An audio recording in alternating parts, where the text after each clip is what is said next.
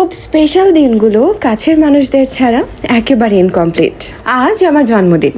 কাল রাতে ঠিক 12টায় তোমাদের ভাইয়ার কাছ থেকে এত সুন্দর সারপ্রাইজ গিফট পেয়ে যাই।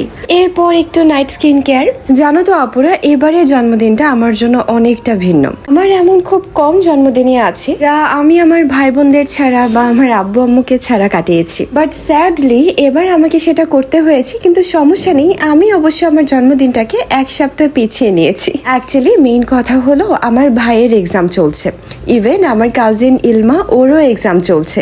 তো এখন কোনোভাবেই আমাদের মিট আপ করা পসিবল না। কি আর করার, তাদের ছাড়া তো আর কেক কাটা যাচ্ছে না। তাই ইনশাল্লাহ নেক্সট বৃহস্পতিবারে সবার এক্সাম শেষ হলে একসাথে যাব বাবার বাড়িতে। সেখানে যে অনেক অনেক প্ল্যানস আছে। কটা দিন একটু ধৈর্য ধরে থাকতে হবে আমার কাছে আমার জন্মদিন মানেই কিন্তু শুধু আরেকটা বছর বেড়ে যাচ্ছে সেটা না।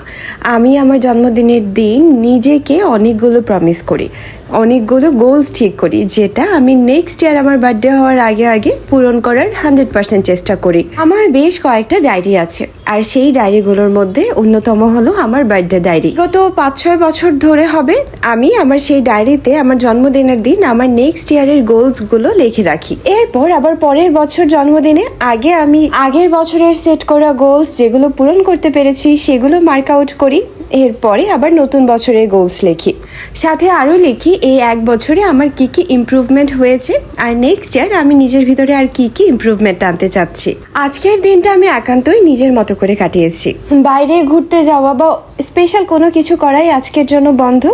আমি সবকিছু তুলে রেখেছি নেক্সট উইকের জন্য।